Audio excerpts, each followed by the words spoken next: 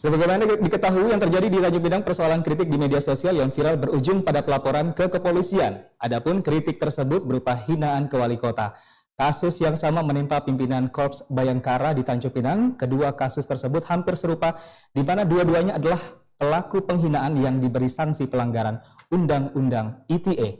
Terkait dengan hal itu, Presiden Joko Widodo baru-baru ini mengatakan dan menghimbau kepada masyarakat untuk tetap mengkritik pemerintah yang dipimpin olehnya, bahkan sempat menyinggung akan merevisi Undang-Undang ITE tersebut jika dinilai menjadi hambatan dalam menyuarakan pendapat di muka umum. Untuk mengetahui informasi ini selanjutnya kita akan terhubung bersama dengan Bapak Zamzami Akarim, pengamat politik Provinsi Kepulauan Riau. Selamat malam, Pak Zamzami. Selamat malam. Ya, terima kasih Pak Zamzami telah bergabung bersama dengan kami malam hari ini, Pak. Ya. Ya, Pak Zamzami, bagaimana tanggapan Anda selaku pengamat politik Kepulauan Riau mengenai persoalan kasus yang menimpa Bu Rahma dan juga AKBP Fernando ini, Pak Zamzami? Ya, sebenarnya Undang-Undang Nomor 11 2008 ini belum dia ditetapkan, itu sudah menimbulkan kontroversi ya. Dulu ketika undang-undang ini diusulkan dan kemudian direvisi, itu tetap mengundang kontroversi yang besar dan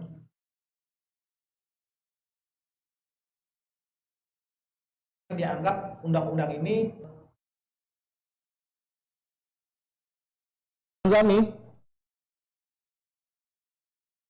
aturan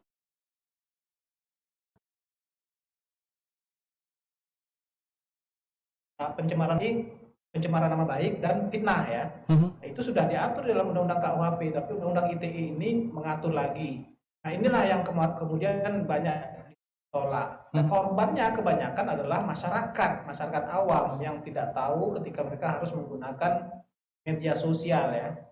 Nah, berkaitan dengan isu yang belakangan ini terjadi terhadap apa yang dilaporkan oleh wali kota Rahma, kemudian yang dialami di polisi, kira ini hanya satu dari sekian banyak kasus yang menurut saya tidak tepat ya, karena digunakanlah Undang-Undang ITE seolah-olah Undang-Undang ITE itu merupakan undang-undang yang mengandung pasal-pasal karet yang mudah untuk diinterpretasi oleh siapa saja gitu. Nah, itulah sebabnya mungkin kalau kita dengar apa yang disampaikan oleh Presiden Jokowi, beliau pun juga mungkin ya, mungkin merasa undang-undang ini tidak produktif bagi kritik bagi masyarakat dari pemerintah, dan sehingga akibatnya masyarakat merasa takut untuk menyampaikan pandangan, kritik, saran kepada pemerintah karena khawatir dengan hukuman. Apalagi masyarakat kita ini hanya bisa menyampaikan keluhannya melalui media sosial. Dan media sosial saat ini menjadi sarana satu-satunya tempat publik, ruang publik yang sangat terbuka dan bebas dimanfaatkan oleh siapa saja. Pak Zamzami, menurut Anda bagaimana etika kritik yang baik bagi pengguna sosial media, Pak Zamzami?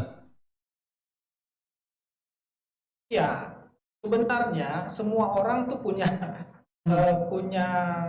keinginan atau punya semacam keresahan terhadap persoalan-persoalan yang dihadapi dalam kehidupan mereka, apalagi dalam kehidupan politik ya.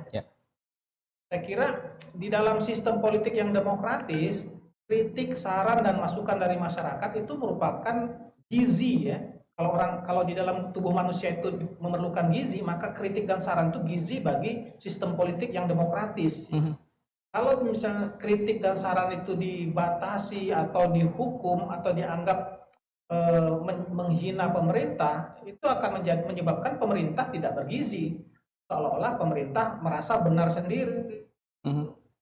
Jadi padahal paradigma baru tentang pemerintahan kita, justru pemerintah harus memberikan layanan yang optimal dan prima.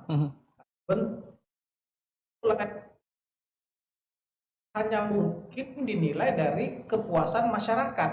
Kalau masyarakat nggak puas, lalu dia tidak bisa menyampaikan pandangannya secara publik, pemerintah nggak akan tahu apa yang dirasakan oleh masyarakat. Saya kira begitu. Pak Zamzami, sebenarnya layak nggak kepala daerah justru menyikapi dan sibuk mengurusi akun sosmed yang mengkritisi mereka, bahkan pimpinan daerah melakukan pelaporan dengan menjerat melalui Undang-Undang ITE ini, Pak?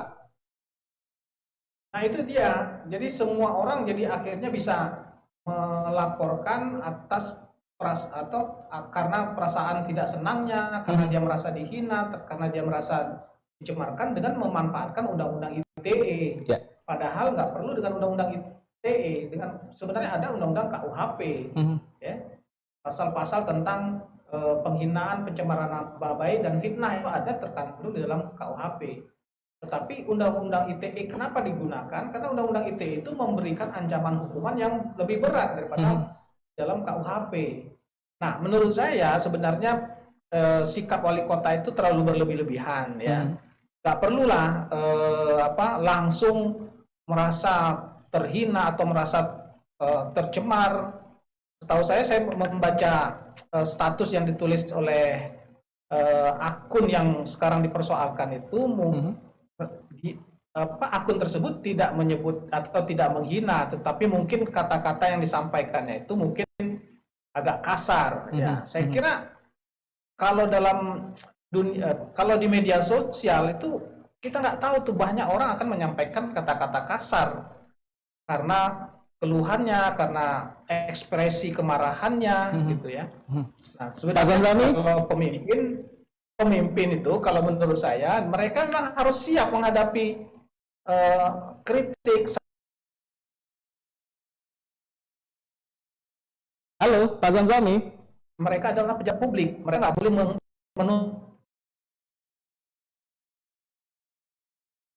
ya. Pak Zamzami, sebenarnya apa saja yang tidak layak boleh dilakukan oleh pengguna sosmed khusus kritik di media sosial ini, Pak Zamzami?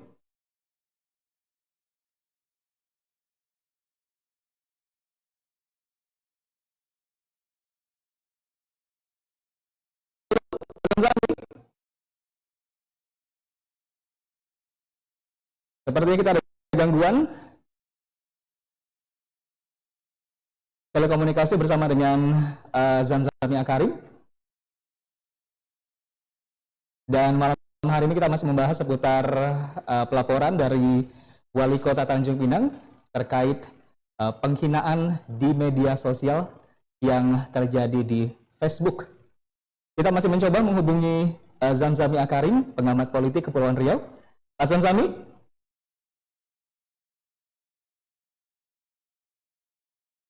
Baik. Halo, Pak Zamzami.